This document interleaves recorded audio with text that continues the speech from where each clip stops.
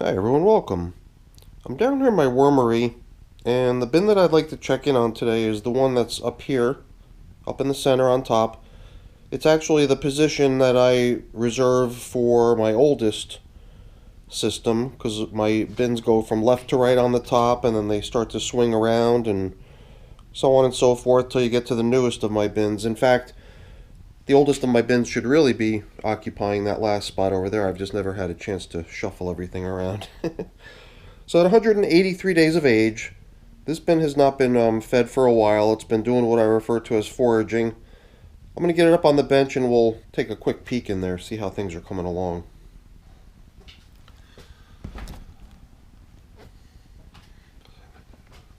So now, as I mentioned earlier, 183 days is the bin's age, and it's now 38 days since we last fed the bin and gave it its 14th feeding. Prior to that, it had been doing what I refer to as just your everyday composting for 145 days, 14 feedings over that time, and then the last feeding leads into the period that I refer to as foraging, where they're left to polish off leftovers of all the previous feedings. You want to see them breaking down their bedding and leaving behind nothing but nice castings. Sometimes we encounter a couple worms right on the surface that might be in the process of mating. We didn't see that this time. Sometimes we're treated to a little peek into how it all works. Now, the last time we were in here, I gathered up all the little leftovers that I could find, and I positioned them right down the center, basically. I remember there was like the stem end of a piece of vegetable, but it was just like that star kind of tougher material at the base of the vegetable, whatever it had been. There was the butt end of a banana peel, but it was the one where that knurled knob where all the bananas hang off of the bunch. So I got a feeling that there might be leftovers of that as well. There were some other banana stems, but I don't think other than that there was much else. I was just curious to see how those things had progressed in between check-ins. So I did watch the last two videos, so it was kind of cool to see how the that banana stem went from being sort of actually the butt end with two stems hanging off of it to becoming pretty well worked down. I keep expecting to bump into dry sections in this system, but I never do. The moisture in this system is always really good, and I guess the place where we would probably expect to see something is right up along the two long edges. I believe this is where the bubble wrap does actually hit both far ends, but the two nearer ends, the bubble wrap, I believe, comes a little short of actually reaching the plastic. So there's a little gap in here, but it doesn't seem to make a difference. Even the stuff right on the very surface out here where there is a little exposure to the surrounding air, the material's completely damp. It's so weird. Most of my systems I'm attempting to try to ward off the drying effects of the dry air. Except here the moisture is just right everywhere. Thank goodness, because it's really helping a lot with the breakdown of the materials, I believe.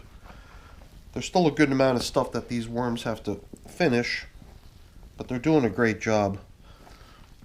I definitely recall just from reviewing those other previous check-ins, the videos of that activity, I could definitely see improvement on all of this material. My goodness, look at the size of that one red wiggler over there. Big. Big worm, big healthy worm. Some of them don't look quite as good. No, this guy's pretty big and fat and long too. It's just the pale color kind of made me look twice. But I believe they kind of have an underside, because if you look at this worm here, he's got a nice dark color, but you turn him over, kaboom. It's like a great white shark, right? They're kind of gray on top, and they're white on the bottom. It's all part of their camouflage. I'm not sure if that's the reason worms are colored that way. This bin is so good. The moisture level's just right. It looks like it's making great progress towards the finish line.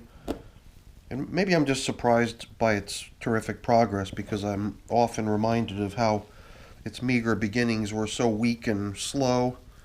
But when it finally kicked into gear, it was just full steam ahead and no looking back. So it's really impressive. I've never done an experiment like this where I start with a tiny population of worms and then watch them progress. But that's exactly where this bin started out.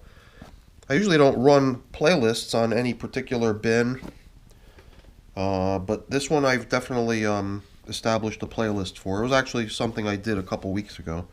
So you can actually go back to the very beginnings of this bin and see at times we'd be going through the material looking for worms anywhere, just a worm anywhere. It would take us quite a while just to find a single worm, and then we would even start counting them on certain occasions. And there was times when I thought that this population was doomed, it was going to crash and burn, but it's proven me wrong big time. So I did kind of excavate the things that I put together into a little bit of a collection here.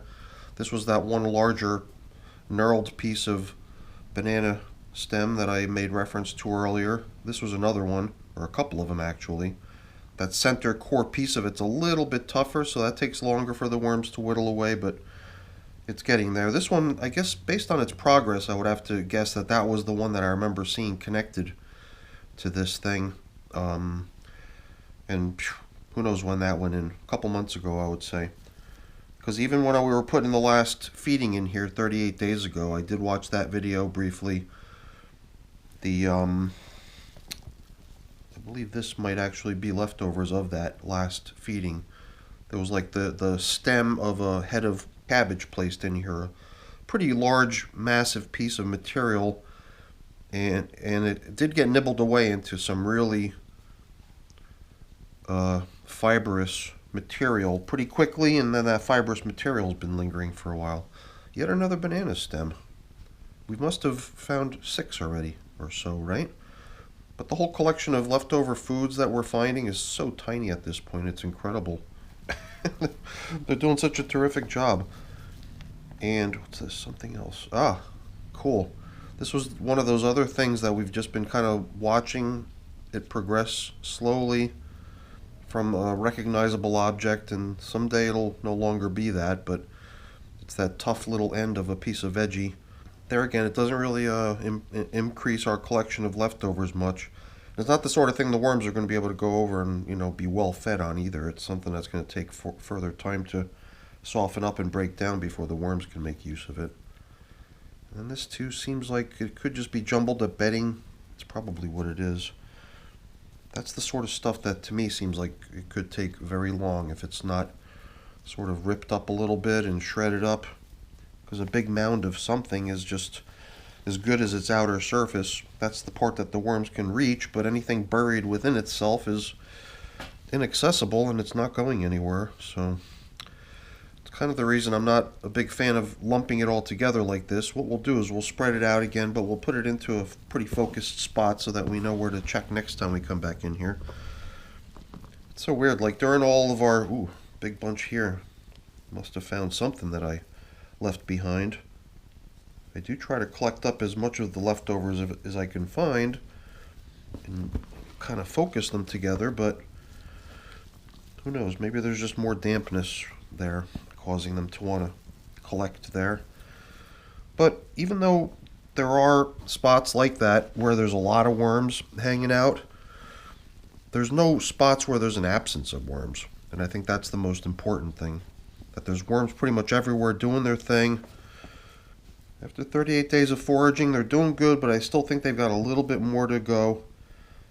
And even these leftovers are a telltale of that. So I think we're going to just return this system back to the shelf, just the way we found it. Maybe I'll even try to start rearranging things so that it occupy its rightful spot up on the shelf in the first position. Alright, I just thought I might encounter one or two more little leftovers of something if I re-excavated the middle.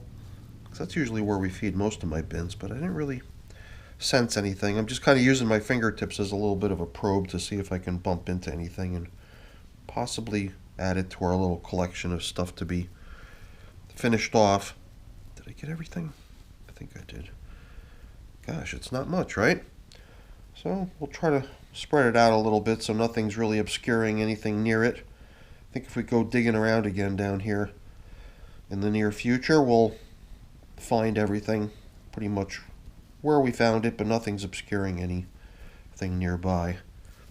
Yeah, we can just cover it up and level things off. Very nice. I do feel that at some point soon, though, it might be time to start prepping a new environment for these little guys. Get one of my empty bins and build it up as their future new home, because I don't think that there's a whole lot more time left for this to finish off. I think we're probably looking at a couple more weeks of it just continuing as is, doing a really nice job breaking all this stuff down, and luckily it's been unnecessary to add any moisture, nor has it been really necessary to begin the drying off process either. So it's somehow managed to just maintain the perfect moisture level for the past month or more. Every time we check in, it always seems good, and I'm glad to see that. So that's my oldest bin, making nice progress.